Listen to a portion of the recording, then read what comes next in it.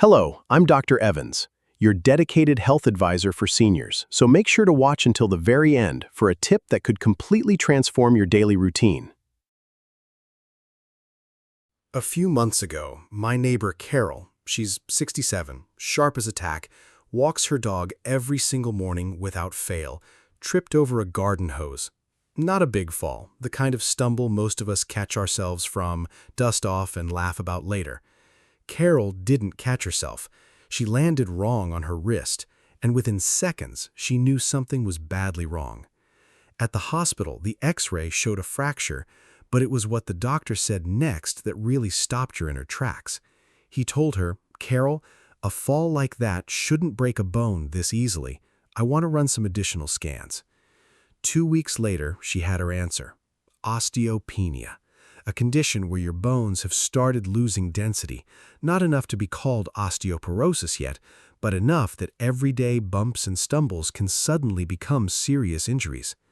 Here's the part that really got me. Carol had no pain, no symptoms, no warning at all. Her bones had been quietly weakening for years, and the very first sign she ever got was a broken wrist from a garden hose. This is exactly why osteopenia gets called the silent bone condition. It doesn't announce itself, it doesn't ache, it doesn't slow you down, until the day it does, all at once, in the form of a fracture that changes your whole year.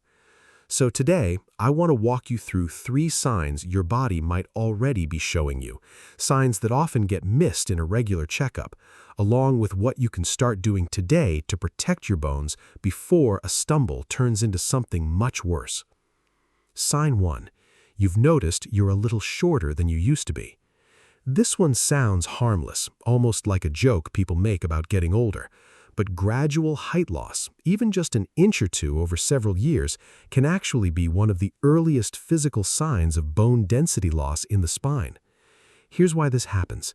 The bones in your spine, called vertebrae, are naturally a little spongier than other bones in your body.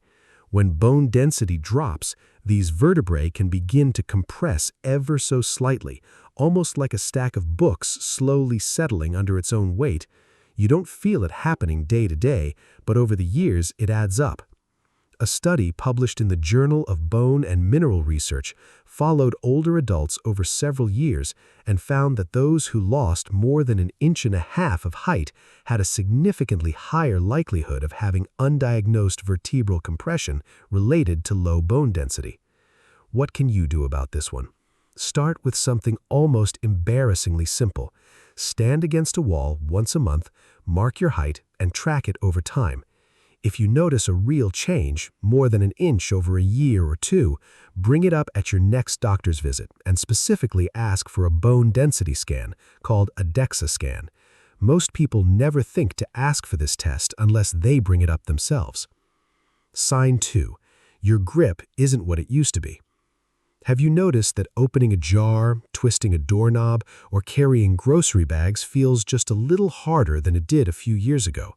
Most of us write this off as normal aging, but your grip strength is actually one of the most studied indicators researchers use to estimate overall skeletal health. Here's the connection. Your muscles and bones don't operate independently.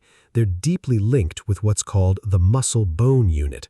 When bone density starts to decline, it's frequently accompanied by a parallel decline in muscle strength, especially in the hands and forearms, because both tissues respond to the same hormonal and nutritional signals as we age. In fact, a study published in the journal Age and Aging found that lower grip strength in adults over 60 was strongly associated with lower bone mineral density, to the point where researchers now use a simple grip strength test as an early screening tool for bone fragility risk. The good news is this is one of the easiest things to start improving immediately. Try this. Get a stress ball or even a rolled-up pair of socks and squeeze for 10 seconds 10 times on each hand once a day. It takes less than 2 minutes, and it directly stimulates both the muscles and the bone tissue in your hands and wrists, areas that are notoriously vulnerable to fractures during falls. Sign 3. Your dentist has mentioned receding gums or loose teeth. This is the one almost nobody connects to bone health, but it might be the most important sign on this list. Your jawbone is still bone, and it responds to the same density changes happening everywhere else in your skeleton. When bone density drops throughout the body, the jawbone often shows it first because it's thinner and more responsive to changes in bone turnover than larger bones like your hips or spine. A study in the Journal of the American Dental Association found that postmenopausal women with reduced jawbone density on dental x-rays were significantly more likely to also have low bone density elsewhere in the body, suggesting dental visits can serve as an early warning system most people never think to use this way. Here's your action step. At your next dental cleaning, ask directly, "Does my jawbone density look normal on the x-ray?" It's a simple question that takes your dentist 2 seconds to answer, and it could catch something your regular doctor never has the chance to see. Beyond watching for these 3 signs, there are 2 daily habits worth building and starting today. First, weight-bearing movement. Even a 20-minute walk outdoors does more for bone density than people realize, especially when combined with sunlight exposure, which helps your body produce vitamin D naturally.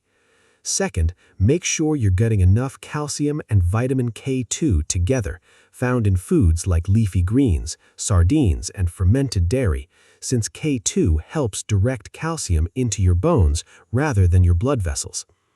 So, here's what I want you to take away from this. Osteopenia doesn't knock loudly, it doesn't hurt, it doesn't slow you down with some dramatic symptom.